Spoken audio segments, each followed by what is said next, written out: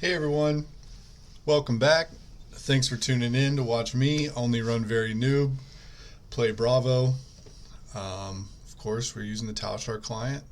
Today we are playing against Levia, one of my most feared matchups. I don't think it's bad, I just think it's very scary. So let's see how this goes. We go first and we have 3 blues and crippling. I basically always throw crippling here. Your opponent starting at 8 less life is very good. And sometimes they even discard like good cards. We notice they're on Tunic, which not 100% sure why they would be on Tunic. I think Husk is the right call. And when you look at that, they discard 2 red Dread Screamers. So that's got to be very good for us.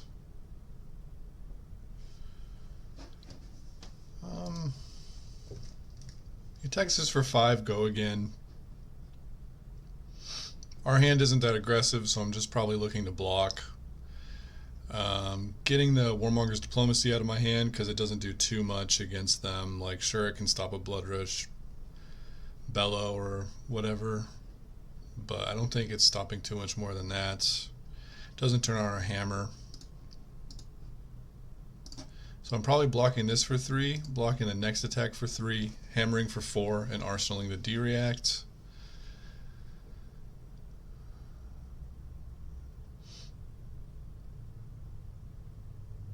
With them not having Husk, I think we're probably like in really good shape just right off the bat. I think that card's super important against us.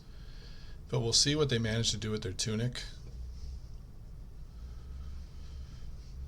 I don't really understand the idea behind Tunic in Levia. I'm like trying to think of what it enables.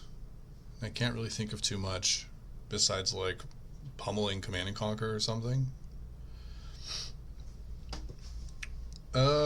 This hand is sort of, again, we're looking to just block with 2 of our blues, one of them being Warmonger's Diplomacy, and Command and Conquer our opponent. But they play a Blood Rush Bellow, and that means we might just want to block with for a bunch. So yeah, we end up blocking 6 here, and I wouldn't be surprised if I block 6 on the next attack if he just attacks us for like 8. He played a Dread Screamer instead of clawing, which is a little interesting. Yeah, just block 3 on this claw. He did pitch a blue to claw though, so it could be a pretty big turn. Diabolic Offering, the good old 1 for 8 there. So yeah, we just block out, try to keep our life total a little higher. Don't want to be going down super low.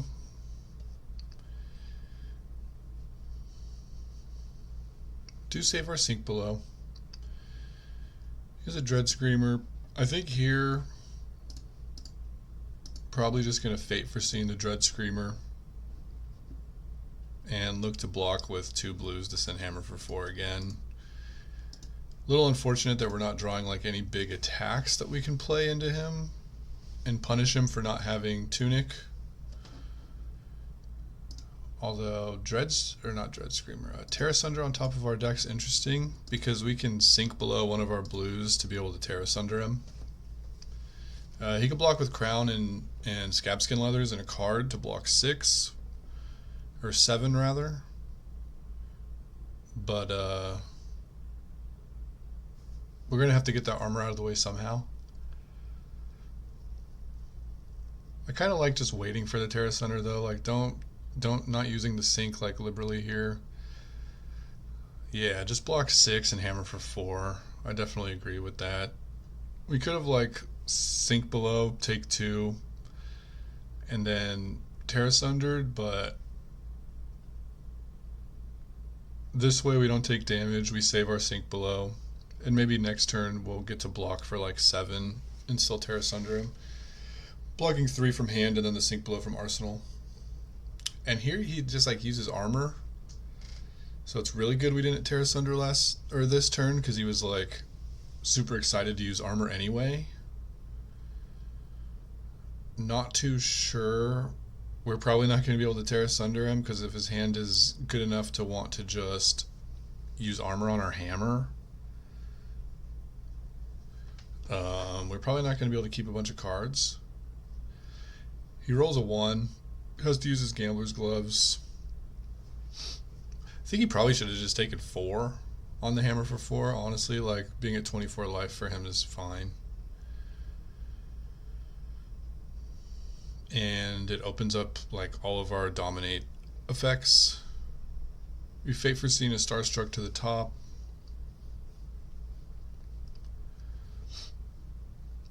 And he like didn't block with any cards, and it's not a Blood Rush Bellow turn, so I'm not sure what our opponent's really thinking.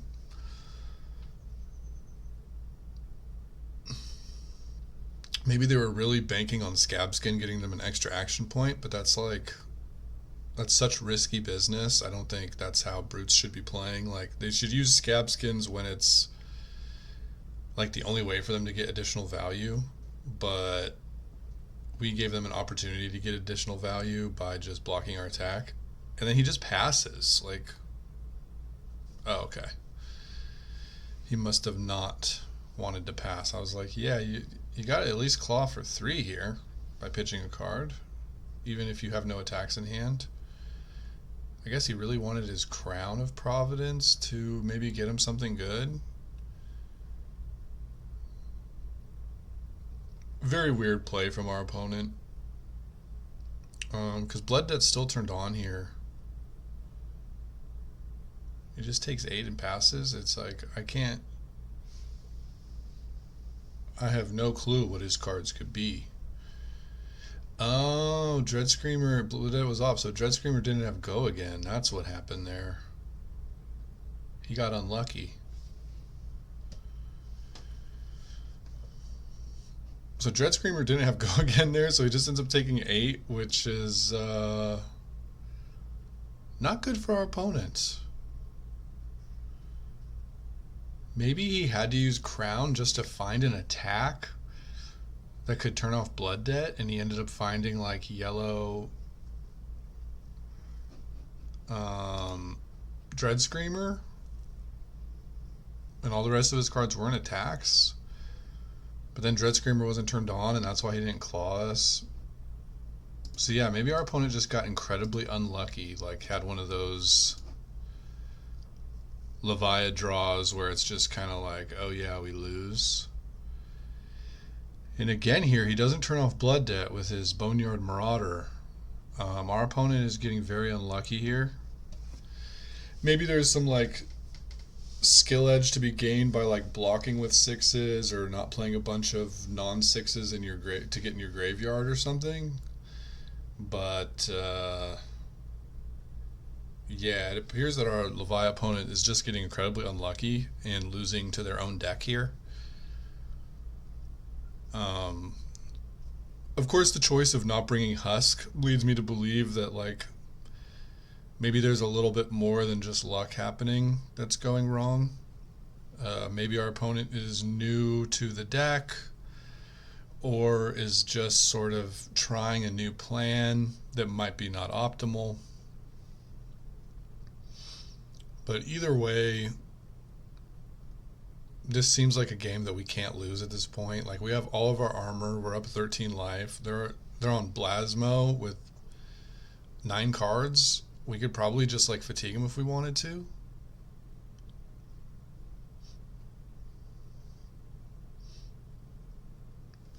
gonna rewind a little bit. Does this Dread Screamer have go again? Yeah. I was like, how unlucky are they getting here? Oh yeah, of course, Blood Debt's not turned off because they're Blasmo.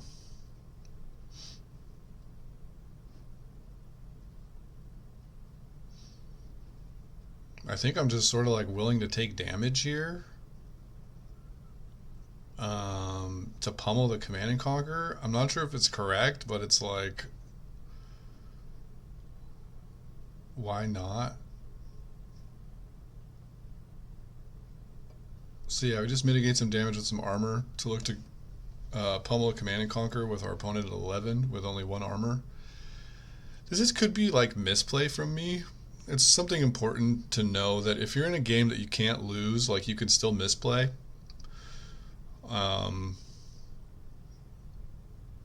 Against a Blasmo, a lot of times with such a tremendous life lead, you can just like block out and win the game. But maybe I just want to like completely close the door on my opponent.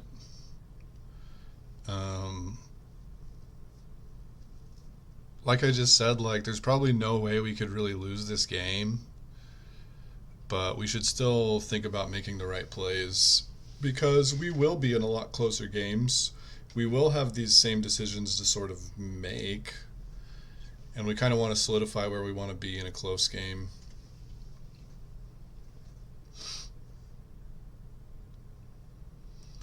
With no surge here, probably just looking to block 6, make a surge, and send Command and Conquer. If we had a surge, we would send the Chokeslam, but we're certainly not only blocking 3 to dominate the Chokeslam, I don't think. Although it's potentially could kill of our opponent, but not really because they could always just block with Tunic to not die. He pitches a Doomsday. He could have he could have just played it.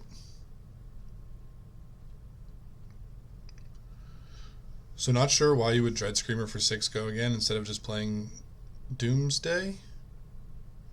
But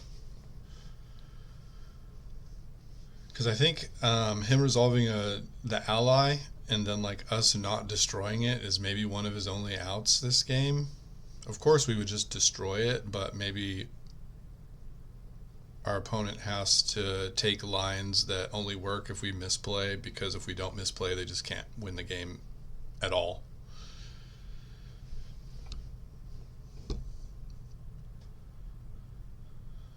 I think at this point we can just block as much as possible and like hammer.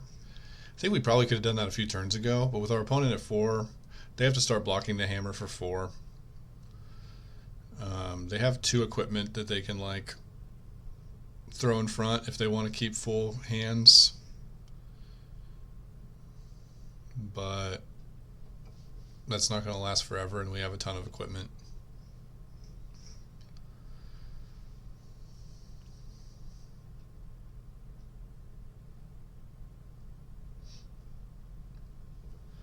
Don't really know what I'm thinking about here. I think, oh, I don't even keep the other card. I guess at this point I'm just like, oh yeah, I'm just going to fatigue you.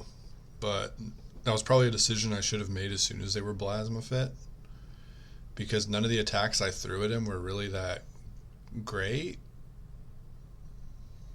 So probably should have just like started fatiguing 2 turns earlier than I did. And here I'm looking at his what he's got in Blood Debt here. Still got some reasonable threats, but I don't think it's going to matter at all.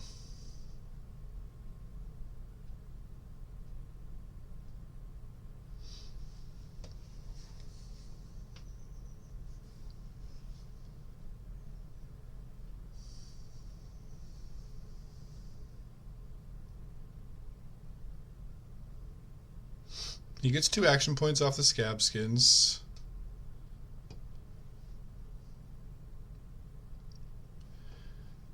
I think I just take this 3, looking to unmovable like a bigger attack afterwards. I think blocking for 3 and just like committing to hammering for 4 is fine too, but I don't think we can lose if we just fatigue.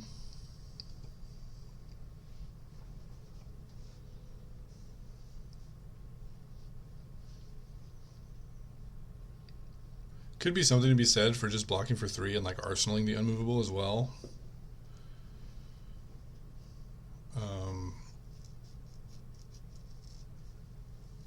Yeah, that's probably actually more defensive value. We lose 2 points last turn, but we gain a point on the Unmovable and Arsenal. Plus, we get to block a lot more on a single turn with Unmovable and Arsenal.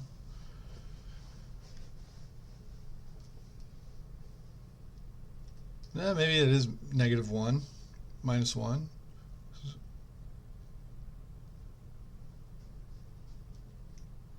No, it's just always +1, right? Yeah. So we probably should have just Arsenaled Unmovable. Our opponent's last card in deck, or one of the cards he's going to be drawing for the rest of the game, is Doomsday, which doesn't block. And because he has no more deck and only 5 cards in Banish with Blood Debt, he can't ever activate Doomsday. Not that it matters too much.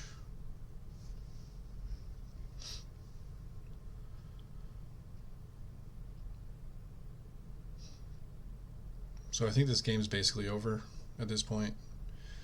Even if the life totals were swapped and we were at 4 and they were at 13, I think we'd still just win this game. Because we have armor, we can block, he has no deck. He's going to run out of stuff to do, etc., etc.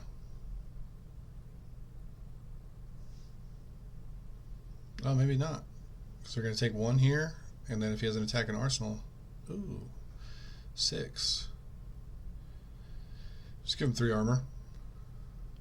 Give him 5 armor. Why not, huh?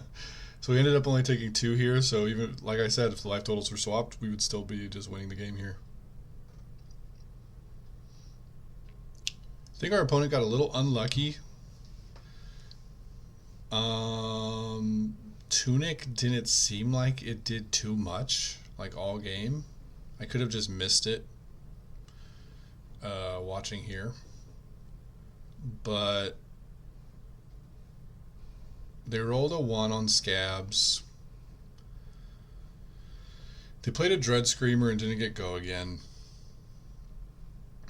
And they were sort of forced to go into Blasmo because they took like 17 Blood Debt or something. They took like 8 and then 9, I believe. And once they switch to Blasmo and you have a good enough life lead, of course you can just block out and they can't do too much to you.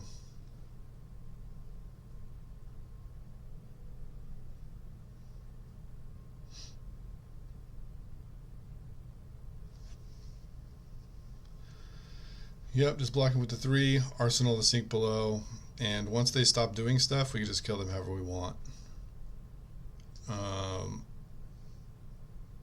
Fatiguing Levia once they're on Plasma Fit is one of the easiest decks to fatigue because they don't really have too much agency. Other decks that go to fatigue, sometimes they'll have like 6 to 8 cards left and you'll still have 20, but they'll still have like a lot of stuff that they can maybe do with their cards, where Plasma Fit is just like incredibly face up and they fatigue themselves by a lot. Like they can't really get out from under the Plasma Fit effects. Like other fatigue decks aren't really like fatiguing themselves for like 6 cards a turn or more. So they can like really maybe pitch stack some sort of turn that does a bunch of stuff, where Plasma Fit just can't because they're going to mill their pitch stack.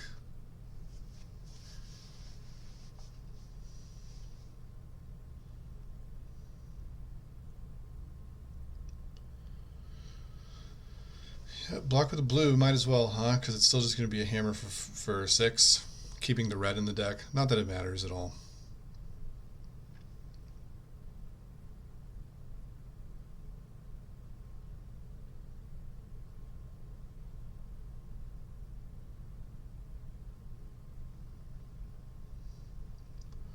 So overall, I thought this was kind of a silly game. Interestingly enough, I'm not like 100% sure if Husk would have even done anything for them, because they didn't lose by us like dominating a big attack and like forcing them to lose their hand or anything. They just sort of didn't turn off Blood Debt a couple times and lost. I think the way this game went for them is one of the reasons that really good players are sort of off Levia. Because on paper, it seems like a really powerful deck. It can do a bunch of stuff. It has really good armor when they're running the Husk. It has some really good interactions like Artivore Slitherpede. It gets to play Blood Rush Bellow Mandible Claw. And its number output is just like really high. But it can randomly just like brick. And when it bricks, it doesn't just like do something small and pass the turn. It literally like does something small and then takes like 6 damage. They deal damage to themselves, and that's definitely not good. So hopefully this was sort of a fun one to watch. I know it wasn't like too educational about like tight gameplay or us pitch stacking or anything like that. It was kind of just like a showcase of, even though Levia could be a scary matchup, and when things aren't going well, it feels like, oh my gosh, it's so hard to win. Like, they're just presenting like 18 to 20 damage. But maybe you shouldn't be as afraid as me of this matchup, because sometimes they just beat themselves. So, thanks for coming. Comment, like, subscribe down below. And until next time.